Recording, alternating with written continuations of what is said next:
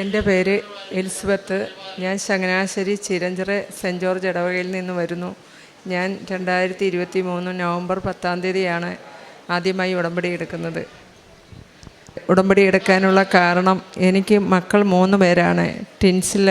ട്വിൻസാണ് 2 പേര്. അതിൽ ഈ മോടെ താഴെയുള്ള കുഞ്ഞ് വളരെ ചെറുപ്പം മുതലേ മഠത്തിൽ പോകാൻ പ്രാർത്ഥിച്ചൊരുങ്ങി. 10ാം ക്ലാസ് കഴിഞ്ഞപ്പോൾ മോൾ മഠത്തിൽ പോയി. ഈ മക്കൾ അറിയാതെ ഞാനും പ്രാർത്ഥിക്കുമായിരുന്നു. ഈ 3 മക്കളെയും സമർപ്പിച്ച് പ്രാർത്ഥിക്കുമായിരുന്നു. തമ്പുരാൻ്റെ വേലയ്ക്ക് വേണ്ടി ഒരു കുഞ്ഞിനെയെങ്കിലും തമ്പുരാൻ എടുക്കണേന്നും. അങ്ങനെ ഈ മോൾ 10ാം ക്ലാസ് കഴിഞ്ഞ് മഠത്തിൽ പോയതിന് ശേഷം 1 വർഷം കുഴപ്പമില്ലായിരുന്നു. അതിന് ശേഷം ഞാൻ ദിവസവും കരച്ചിലായിരുന്നു. ഈ മകളെ എനിക്ക് പിരിഞ്ഞ് നിൽക്കാൻ പറ്റുന്നില്ലായിരുന്നു. ഈ മകളും അവധിക്ക് വരുമ്പോഴെല്ലാം ഞാൻ മോളോട് പറയും, മോൾ അമ്മയെ വിട്ട് പോവല്ലേ, മോൾ പോവണ്ട മോളേന്ന്. സന്യാസം ഇഷ്ടം അല്ലാത്തത് കൊണ്ടല്ല, സന്യാസം ഇഷ്ടമാണ്. പക്ഷേ മകളെ വിട്ടുകൊടുക്കാനുള്ള മനസ്സ് എനിക്ക് സാധിക്കുന്നില്ലായിരുന്നു. എല്ലാ ദിവസവും വിശുദ്ധ ബലിയിലും ഞാൻ പങ്കെടുക്കും. ഈശോയോട് പറയും, ഈശോയെ ഈ വിളിയുടെ ആഴം എനിക്കൊന്ന് മനസ്സിലാക്കി തരണേന്ന്. അങ്ങനെ മോള് നോഷിറ്റ് കാലമായപ്പോൾ ഞങ്ങൾക്ക് കാണാനും വിളിക്കാനും ഒന്നും പറ്റാത്ത ഒരു സമയമായിരുന്നു. അപ്പോൾ എനിക്ക് വളരെയേറെ പ്രയാസമായിട്ട് ഞാൻ ഈ മകളെ മഠത്തിൽ പോയി വളരെ പ്രയാസപ്പെട്ട് ഞാൻ അധികാരികളോട് പറഞ്ഞ്, എനിക്ക് കുഞ്ഞിനെ വിട്ടു തരണം, ഇല്ലെങ്കിൽ ഞാൻ തിരിച്ചു പോകില്ല, എനിക്ക് മകളെ തരണമെന്ന് പറഞ്ഞ് ഞാൻ ഭയങ്കര കരച്ചിലായിരുന്നു. അങ്ങനെ അധികാരികൾ എൻ്റെ പ്രയാസം കണ്ട് ഈ മകളെ എൻ്റെ കൂട്ടത്തിൽ വിട്ട്, ഈ മകൾ ഒരു കാരണവശാലും വരത്തില്ല, ഭയങ്കര കരച്ചിലായിരുന്നു. അങ്ങനെ കുഞ്ഞ് വീട്ടിൽ വന്നു. 6 ദിവസം എൻ്റെ കൂട്ടത്തിൽ തന്നെ ഉണ്ടായിരുന്നു. അങ്ങനെ മോളോട് ഈ കുഞ്ഞുങ്ങളെല്ലാം ഭയങ്കര വിഷമത്തിലായിരുന്നു. ഈ മക്കൾ പറഞ്ഞു കൊടുത്ത്, നീ ഒരു ബ്രേക്ക് എടുക്ക്, 6 മാസം കഴിഞ്ഞിട്ട് നീ അമ്മയുടെ വിഷമമെല്ലാം മാറിയിട്ട് പോകാൻ പറഞ്ഞു. അങ്ങനെ ഈ കുഞ്ഞ് സമ്മതിച്ചു. അങ്ങനെ ഈ കുഞ്ഞ് സമ്മതിച്ചു. അമ്മയുടെ പ്രയാസമെല്ലാം മാറി ഞാൻ പോകാമെന്ന് അധികാരികളെ അറിയിപ്പിച്ചു. അതിന് ശേഷം ഒരു ദിവസം ഞാൻ നോക്കി മോളോട് പറഞ്ഞു, മോള് കുളിച്ച് റെഡിയാവും, അമ്മ ഇപ്പുറത്തിരിപ്പുണ്ട് എന്ന് പറഞ്ഞ് ജീവിത പങ്കാളി ഞാനും കൂടെ അപ്പുറത്തിരിക്കുന്ന സമയത്ത് ഈ മോളെ കാണുന്നില്ല. അങ്ങനെ ഞാൻ കയറി ചെല്ലുന്ന സമയത്ത് ഈ കുഞ്ഞ് ഈശോ ബെഡേ കിടന്നുകൊണ്ട് ഈ ബൈബിൾ എടുത്ത് നെഞ്ചിൽ വെച്ച്, കുരിശും എടുത്ത് നെഞ്ചിൽ വെച്ച് കുഞ്ഞിങ്ങനെ കൈ വിരിച്ച് കിടക്കുവാണ്. ഇത് കണ്ടപ്പോൾ എനിക്ക് ഭയമായി. അങ്ങനെ ഞാൻ മോളെ വിളിച്ചു, മോളേന്ന് വിളിച്ച്, എന്താ അമ്മച്ചിന്ന് ചോദിച്ചു. ഞാൻ ചോദിച്ചു, മോളെ എഴുന്നേക്ക്, മോൾ വിഷമിക്കേണ്ട, മോൾക്ക് മടത്തി പോകണമെന്ന് ചോദിച്ചു. തിരിച്ച് പോകണമെന്ന് ചോദിച്ചവൻ പറഞ്ഞ് എനിക്ക് പോകണമെന്ന് പറഞ്ഞ്. അമ്മച്ചിക്ക് സമ്മതമാണെങ്കിൽ ഇപ്പം പോകാം, ഇല്ലെങ്കിൽ 6 മാസം കഴിഞ്ഞ് ഞാൻ പോകാമെന്ന് പറഞ്ഞ്. അങ്ങനെ ഈ കുഞ്ഞിനോട് ഞാൻ പറഞ്ഞ്, എന്നാൽ മോൾ അധികാരിയെ വിളിച്ച് പറഞ്ഞേര്, അമ്മമാരോട് പറഞ്ഞേര്, മോൾ തിരിച്ചു വരും. എനിക്ക് മനസ്സില്ലാതാണ് വിടുന്നത്. അങ്ങനെ പിറ്റേ ദിവസം തന്നെ അവർ വന്നു ഈ കുഞ്ഞിനെ കൂട്ടിക്കൊണ്ട് പോയി. അപ്പോൾ ഈ കുഞ്ഞ് നിരന്തരം എന്നോട് പറയുമായിരുന്നു, അമ്മ കൃപാസനം വരെ പോവും, അമ്മ അവിടെ ഒന്ന് ചെന്നാൽ മതി, അമ്മയ്ക്ക് എന്തെങ്കിലും ഒരു മാറ്റം ഉണ്ടാവും. എല്ലാ ദിവസവും അമ്മ ബലിയിലും പങ്കെടുക്കുന്നു, പക്ഷേ അമ്മയ്ക്കൊരു മാറ്റവും ഇല്ലല്ലോ എന്ന്. അങ്ങനെ ഞാനിവിടെ വന്ന് ജീവിത പങ്കാളി ഞാനും കൂടെ ഇവിടെ വന്നു. പിന്നെ ഉടമ്പടി എടുത്തതിന് ശേഷം എനിക്ക് മാറ്റമുണ്ടായെന്ന് വെച്ചാൽ, ആ ഉടമ്പടിയിൽ ഞാൻ ജീവിക്കാൻ ഭാവിച്ചു. എൻ്റെ കുഞ്ഞിനെ പൂർണ്ണമായി വിട്ടുകൊടുക്കാൻ സാധിക്കണേന്ന് ഞാൻ ഇവിടെ സാക്ഷ്യം എഴുതിയായിരുന്നു. അങ്ങനെ എനിക്ക് മോളെ പൂർണ്ണമായി വിട്ടുകൊടുക്കാൻ സാധിച്ചു. ഇന്ന് ഞാൻ വളരെ സന്തോഷവതിയാണ്. അതുപോലെ മെയ് 6-ാം തീയതി ആയിരുന്നു എൻ്റെ മോടെ ഉടുപ്പിടിയിൽ കഴിഞ്ഞു. വളരെ സന്തോഷമായിട്ട് മോൾ കഴിയുന്നു. അതാണ് എൻ്റെ ഏറ്റവും വലിയ സാക്ഷ്യം. കാരണം എൻ്റെ കുടുംബത്ത് എൻ്റെ കുഞ്ഞുങ്ങൾ 2 പേരും, ആ മോൾ കൂടാതെ 2 പേരും ജീവിത പങ്കാളിയും ഭയങ്കര വിഷമത്തിലായിരുന്നു. എൻ്റെ പ്രയാസം കണ്ട് എനിക്ക് ഇല്ലാത്ത അസുഖങ്ങളൊന്നുമില്ലായിരുന്നു. അപ്പോഴാണ് ടെൻഷൻ കയറി എനിക്ക് പല അസുഖങ്ങളും വരും. പക്ഷേ എനിക്ക് അസുഖങ്ങളൊന്നുമില്ല.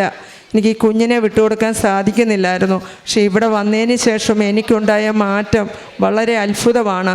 അത് സിസ്റ്റേഴ്സ് തന്നെയും പറയുന്നുണ്ട്. അങ്ങനെ അവരും പറഞ്ഞു എന്നോട് സാക്ഷ്യപ്പെടുത്താനെന്ന്. പിന്നെ എൻ്റെ അമ്മയുടെ അനിയത്തിക്ക് 2ാമത്തെ സാക്ഷ്യമെന്ന് വെച്ചാൽ, എൻ്റെ അമ്മയുടെ അനിയത്തിക്ക് പെട്ടെന്ന് സുഖമില്ലാതെ വന്നിട്ട് ICUലാക്കി. കൗണ്ട് 500-ലായിരുന്നു. ICUലാക്കിയപ്പം ഞങ്ങളുടെ വീടിൻ്റെ അടുത്തൊരു ഹോസ്പിറ്റലായിരുന്നു, ബിലിവേഴ്സിലായിരുന്നു, തിരുവല്ലയിൽ. അപ്പം ഞാൻ പെട്ടെന്ന് പോയിട്ട് ഉടമ്പടി തൈലവും കാശ് രൂപം ആൻറ്റിയുടെ കഴുത്തലിട്ട് കൊടുത്തിട്ട് ഞാൻ തന്നെ പറഞ്ഞു, അമ്മേ ഈ കൗണ്ട് കൂട്ടിത്തരണേ, ഞാൻ സാക്ഷ്യപ്പെടുത്താമെന്നു. അത് എന്നെ വലിയ അത്ഭുതത്തിലേക്ക് വരുത്തി. അത് പിറ്റേ ദിവസമായപ്പോൾ ആൻറ്റിക്ക് കൗണ്ട് നോക്കിയപ്പോൾ 2500 ആയി. അങ്ങനെ ആൻറ്റി പൂർണ്ണ സൗഖ്യമായി ICUന്ന് മാറ്റി. പിന്നെ കിട്ടിയതെന്ന് വെച്ചാൽ ഈ മകൾ BSc നേഴ്സിംഗ് പഠിക്കുവാണ്. ഈ മകളെ ഞാൻ സമർപ്പിച്ച് പ്രാർത്ഥിച്ചു. ഈ മോള് BSc നേഴ്സിംഗിന് ലാസ്റ്റ് വർഷം എല്ലാ വിഷയവും കിട്ടി നല്ല മാർക്കോടെ പാസ്സാവണമെന്ന്. അത് സാധിച്ചു. പിന്നെ ഈ കഴിഞ്ഞ ആഴ്ചയിൽ എനിക്ക് വലത്തെ സൈഡിലൊരു വേദന വന്നിട്ട് ഞാൻ ഗ്യാസ്ട്രോയെ കാണിച്ചപ്പോൾ പറഞ്ഞു ലിവറിൻ്റെ ടെസ്റ്റ് നടത്തണമെന്ന് പറഞ്ഞു. അങ്ങനെ ആ ടെസ്റ്റ് നടത്തി ചൊവ്വാഴ്ച ഇവിടുത്തെ അച്ഛൻ്റെ ആരാധനയിൽ കൂടി അച്ഛൻ പറഞ്ഞായിരുന്നു ക്യാൻസർ രോഗികളും കിഡ്നി രോഗികളും ലിവർ രോഗികളെയും സുഖപ്പെടുത്തുന്ന കാര്യം. അപ്പം ഞാൻ വലത്തെ സൈഡിലെ കൈ വെച്ച് പ്രാർത്ഥിച്ചു, ദൈവമേ അമ്മയുടെ മുന്നിൽ ഞാൻ സാക്ഷ്യപ്പെടുത്തിയേക്കാം എൻ്റെ ലിവർ ഫങ്ഷൻ നോർമൽ ആയിരിക്കണേന്ന്. ഇന്നലെ ആ റിസൾട്ട് കിട്ടി, നെഗറ്റീവായിരുന്നു. എനിക്കൊരു കുഴപ്പവുമില്ല. എനിക്ക് കിട്ടിയ അനുഗ്രഹം ഇത്രയാണ്. എനിക്ക് ഏറെ അനുഗ്രഹം കിട്ടിയതെന്ന് വെച്ചാൽ എൻ്റെ മകളെ പൂർണ്ണമായും തമ്പുരാന് വിട്ടുകൊടുക്കാൻ സാധിച്ചതാണ്. അതെനിക്ക് സാധിക്കുന്നില്ലായിരുന്നു. ഞാൻ എല്ലാ ദിവസവും കുർബാനയ്ക്ക് പോകുന്ന ആളാണ്, കുമ്പസരിക്കാറുണ്ട്, ഇതെല്ലാം ഉണ്ട്. പക്ഷേ ഞങ്ങളുടെ അടുത്ത് പാറേപ്പള്ളിയുണ്ട്. അവിടെ ചെന്ന് അമ്മയുടെ മുന്നിൽ ഞാൻ എപ്പോഴും കരയും, അമ്മേ എൻ്റെ മനസ്സൊന്ന് വിട്ടുകൊടുക്കാൻ എനിക്ക് സാധിക്കണോ അമ്മേ, അമ്മ എനിക്ക് വേണ്ടി മധ്യസ്ഥ വഹിച്ച് പ്രാർത്ഥിക്കണേന്ന്. അങ്ങനെ എൻ്റെ ഈ മോള് പറഞ്ഞ അമ്മച്ചി അവിടം വരെ ഒന്ന് പോയാൽ മതിയെന്ന്. ഞാനിവിടെ വന്ന് ഉടമ്പടി എടുത്തണക്കെ കിട്ടിയ ഒരു വലിയ അനുഗ്രഹമാണ്. എൻ്റെ കുഞ്ഞിനെ തമ്പുരാന് വിട്ടുകൊടുക്കാൻ സാധിച്ച് ഒരു നല്ലൊരു വിശുദ്ധിയുള്ളൊരു കന്യാസ്ത്രീ ആവാൻ വേണ്ടിയാണ് ഇപ്പോൾ ഞാൻ പ്രാർത്ഥിക്കുന്നത്. ഞാൻ പത്രം എല്ലാവർക്കും കൊടുക്കും, കൊണ്ടുകിടന്ന് എല്ലായിടക്കും കൊടുക്കും. പിന്നെ ഗവൺമെൻറ് ഹോസ്പിറ്റലിൽ ഭക്ഷണം ഉണ്ടാക്കി ജീവിത പങ്കാളി ഞാനും കൂടെ കൊടുക്കും. പിന്നെ ഞങ്ങളെ കൊണ്ട് പറ്റാവുന്ന സഹായങ്ങൾ രോഗികൾ ആരെയൊക്കെയും ആവശ്യമെന്ന് കണ്ടു കഴിഞ്ഞാൽ ഞങ്ങൾ പൈസ കൊടുത്ത് സഹായിക്കാറുണ്ട്. ഇതാണ് എൻ്റെ ഏറ്റവും വലിയ സാക്ഷ്യം. വ്യത്യസ്തമായ ജീവിത തലങ്ങളിലേക്ക് ഒരു വിശ്വാസത്തിലേക്ക് വീണ്ടും ദൈവം എല്ലാം ചേർത്ത് നൽകപ്പെടുകയാണ്. എൻ്റെ പിതാവ് ആകർഷിച്ചാലല്ലാതെ ആർക്കും എൻ്റെ അടുത്ത് വരാൻ സാധിക്കില്ല. തിരുവചനം നമ്മോട് അരുളി ചെയ്യുമ്പോൾ തൻ്റെ മകളെ, സന്യാസ ജീവിതത്തിലേക്ക് പോകുന്ന മകളെ തിരിച്ചു വിളിക്കുന്ന ഒരമ്മ ഓരോ പ്രാവശ്യവും മകളോട് ഉപദേശിക്കുകയാണ്, നീ പോകരുത്, നീ പോകണ്ട, എനിക്കും വിഷമമാണ്. 6ാം ക്ലാസ് മുതൽ ഈശോയ്ക്ക് വേണ്ടി ജീവിക്കണമെന്ന് ആഗ്രഹിച്ച മകൾക്ക് അത് പറ്റുന്നില്ല. അങ്ങനെ ആ മകള് പോകുന്നു. എന്നാൽ നൊവിഷ്യേറ്റ് കാലഘട്ടം അത് ഏറ്റവും ഒരു ഇൻസ്ട്രക്ഷൻസിൽ ഏറ്റവും കർശനമായ രീതിയിൽ തന്നെ നയിക്കുന്ന ഒരു കാലഘട്ടമാണ് കാനോനിക്കൽ നൊവിഷ്യേറ്റ്. ആ കാലഘട്ടത്തിലാണ് ഈ അമ്മ തൻ്റെ മകളോട് മിണ്ടാൻ പറ്റുന്നില്ല, ഫോൺ വിളിക്കാൻ പറ്റുന്നില്ല. അപ്പോൾ ഈ ഒരു അവസരത്തിൽ ഒട്ടും പറ്റാതെ നിർബന്ധിച്ച് മകളെ കൂട്ടിക്കൊണ്ടുവരുന്നു. അതാണ് നാം കേട്ടത്. അത്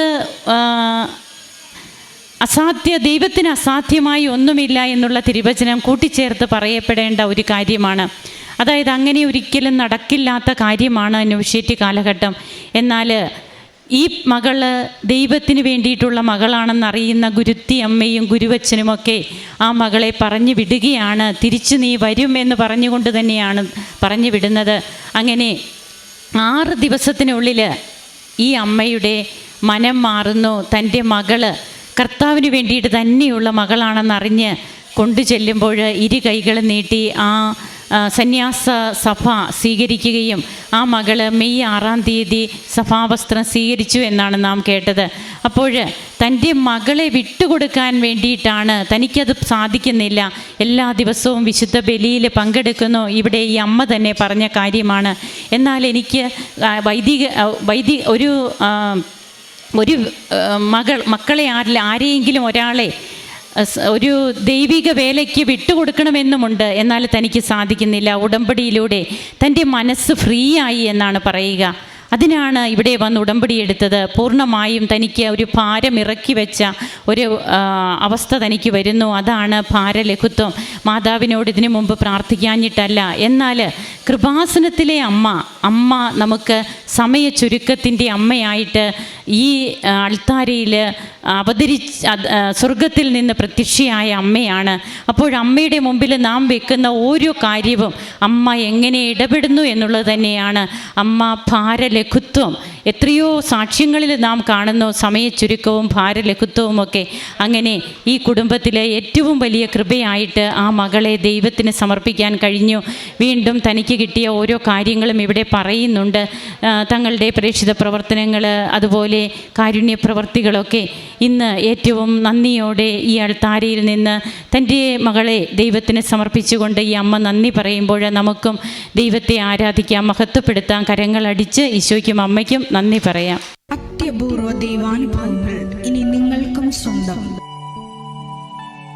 ഈ യൂട്യൂബ് ചാനൽ ഇതുവരെ സബ്സ്ക്രൈബ് ചെയ്തിട്ടില്ലെങ്കിൽ ഇപ്പോൾ തന്നെ സബ്സ്ക്രൈബ് ചെയ്യുക.